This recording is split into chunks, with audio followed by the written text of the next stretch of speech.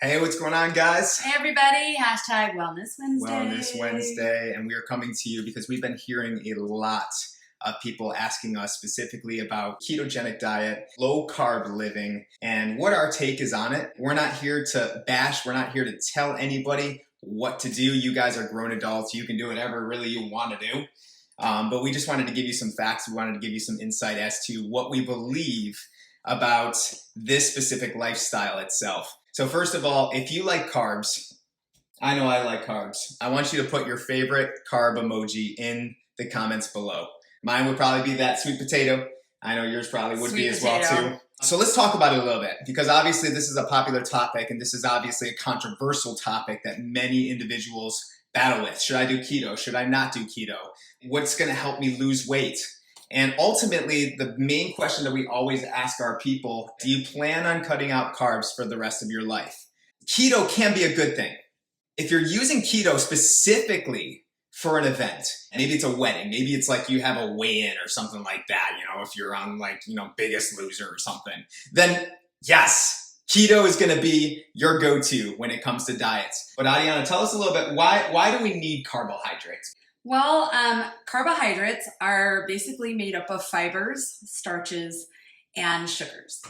And like Nick said, they are the body's preferred fuel source. And they've got some pretty big functions. Number one, they are going to be a part of our energy production, converting those carbohydrates into glucose, right, which is blood sugar, into the bloodstream, and then whatever is not utilized for energy to fuel the muscles and tissues is going to be stored, right? So stored energy, glycogen, which he had mentioned. We do have a limit, 2,000 calories or so can be stored as stored energy, known as glycogen, but can be converted back to glucose to be utilized. So those are the first two, energy production and energy storage. The other main function is aiding in digestion, right? Providing that fiber that is going to allow our bodies to digest our foods.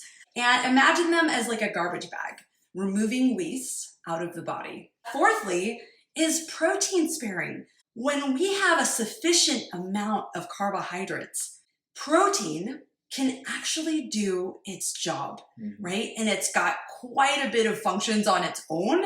It's got hormone production, it's working on building and repairing muscle tissue and immune function.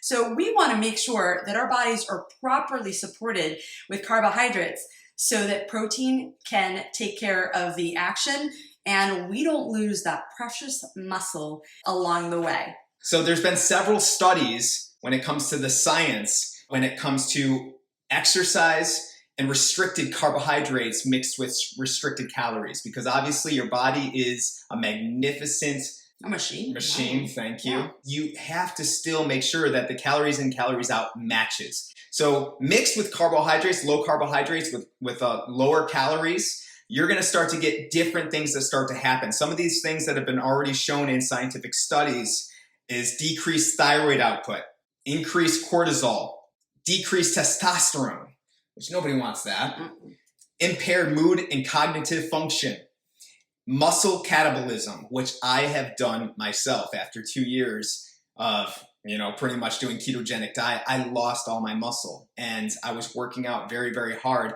And you'll see sometimes with people that are hardcore keto, I'm not honestly, by all means, I'm not saying that keto is, you should get off of it right now. If you love it, if it's giving you energy, if it's fueling you, then great.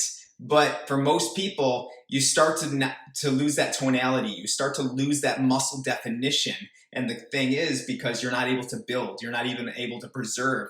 There was a study that was done. There was actually 11 studies that were done last year alone on professional athletes and low carb diets. And what they found with these athletes is that after a 4-month period of time of being on a low carb diet, 8 of these studies showed that these athletes weren't even able to preserve muscle, let alone build muscle. They weren't even able to preserve muscle.